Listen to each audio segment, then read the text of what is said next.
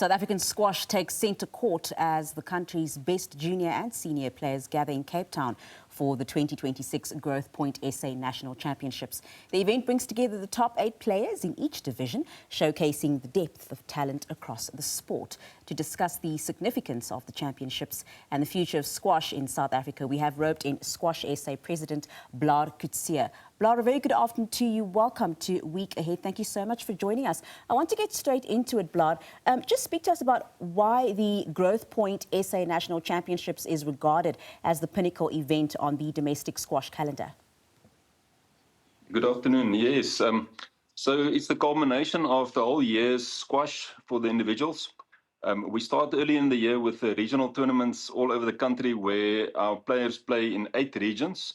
And the winners of those regions come to Cape Town to Makers Landing here in August to play in the finals, starting with the quarterfinals, semi-finals and finals in the different age groups, under 15, under 17, under 19 and our seniors. So it's the national championship and it's very important for these players to be able to say that they are the SA champ for this year. So, of course, the tournament brings together the top 8 players in each age group and category. What does that say about the current strength as well as depth of South African squash? It's a fantastic opportunity. You know, we're building squash from junior level, and that's why we want to give these juniors the opportunity, starting at under 15 age group, to play on the all-glass court where all the professional squash is played all over the world. So we're building from that level, and obviously it's important for us to give them the exposure, to give them the opportunity to see how the seniors also play and getting in close contact, learn from them, and thereby improving the level of squash, because we want to get South Africa back to a competitive level on the international stage. And this is one of the building blocks that we use to get there. So when you speak to junior level and you also speak about building blocks, you know, of course, we're looking at, you know, from your under 15 competitors right through to senior players. So how important is this championship in identifying and developing the next generation of national stars? I think in every single sporting code, what is quite important is also going ahead and building that pipeline.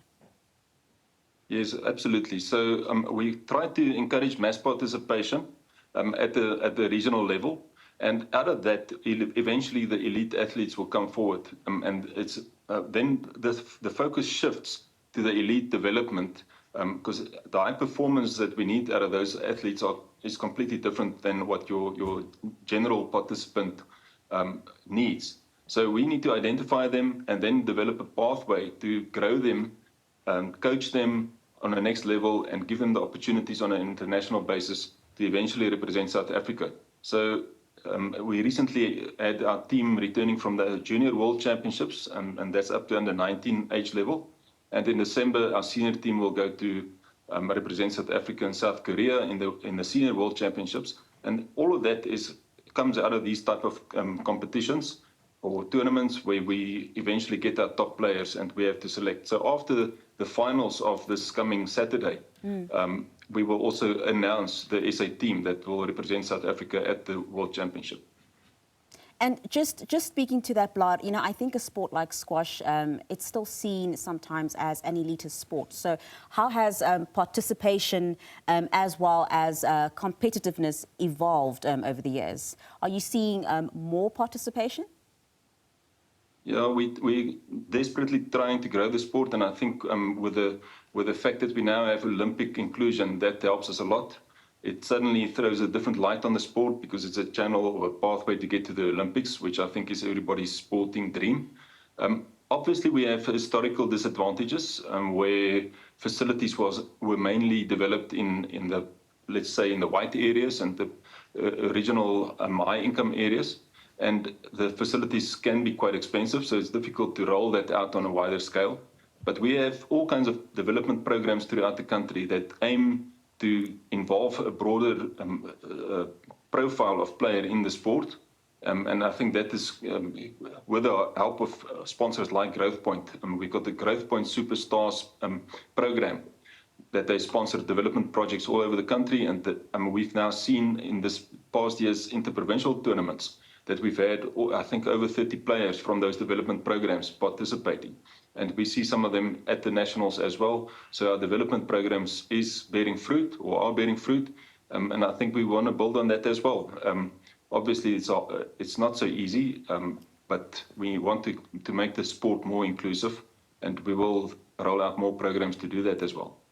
Just speaking about making it more inclusive, I want to take the opportunity to just ask you to give our viewers just a brief definition. I know it might seem like a basic thing, but I think some people sometimes get it confused. You know, there's three different things. There's squash, tennis, and there's padel. I myself like to play a little bit of tennis every now and again socially, and somebody said to me once, "Oh, you play padel?" And I said, "No, I don't. I play tennis," which is a little bit different. So just for the benefit of our viewers who might not participate in these sports or just be familiar, can you just quickly give us the difference between the three?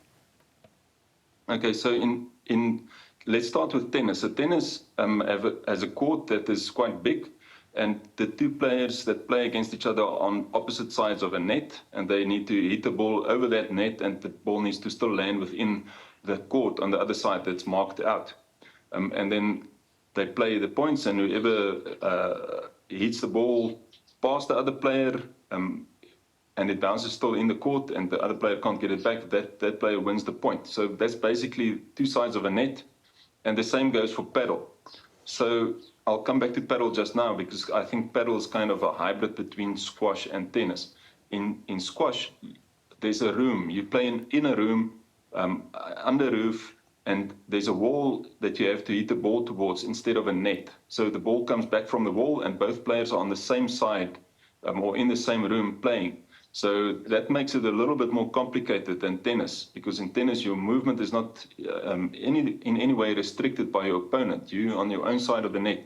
Whereas in squash, both players are on the same court at the same time, and you hit the ball towards the wall, it comes back, the other player must hit it before it bounces twice, and must hit it above the line, and that is basically how it works.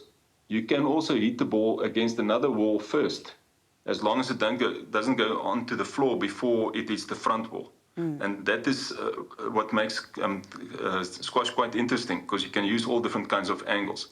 Now with padel, it's a combination. The two players are on different sides of the net, but in some cases they are allowed to hit the ball against one of the side walls or the back wall, the portions where there's glass, because it's an outdoor setup normally with padel. A portion of the court, the back portion you can say, is glass, and then the middle section next to the net is of metal. So you can hit the ball against the glass at any time, and after it bounces you can hit it again. So that is the difference. I would say it's the major differences between the sports. Of them all, I think squash is very high intensity. It's also, you need to be extremely fit. It's hard on the body. I think tennis is similar, but it's for different reasons, because tennis takes much longer. A tough, good squash game may take anything between 40 and 60 minutes, whereas tennis matches can go on for hours. And padel is, again, it's in between. It's a little bit lighter on the body. It's normally played as doubles, in other words, two players on each side. So that makes that the court is a little bit smaller, people can move a little bit easier, and it's not as strenuous maybe as squash. See, we like education over here. Thank you so much for that, Blaar. You've given us a lot of insight. One of the things I also want to touch on is one of the standout stories is the range of ages competing, and this is now your tournament, the squash, including experienced players such as Lizelle Miller. What does that say about longevity within the sport? If I'm correct, I think Lizelle is in her early 40s, and in a lot of sporting codes, 35 is old. I agree, and let's just give her the kudos that she needs. She's a phenomenon. I don't think all 42-year-olds will be able to compete at national level, so she's done extremely well. She's also been a world champion in the over 35 age group, so she's a fantastic player, and she's done very well to compete here and still be here at that age. So on the other extreme, we have players that barely turn 19, so it's a wide spread of players participating in this tournament. But I think that's one of the beautiful things about squash. Squash can be played until you're very old. It's a sport, I think, partially because it's indoor, and and it can be played under any conditions. It doesn't matter what the weather is like outside, whether it's raining, whether the sun is shining, whether the wind is blowing. Nothing affects the squash that is played inside the court. So that creates an opportunity to play it forever, for long. There's no interruptions. We have the World Championships coming up for Masters players in Perth towards the end of next month.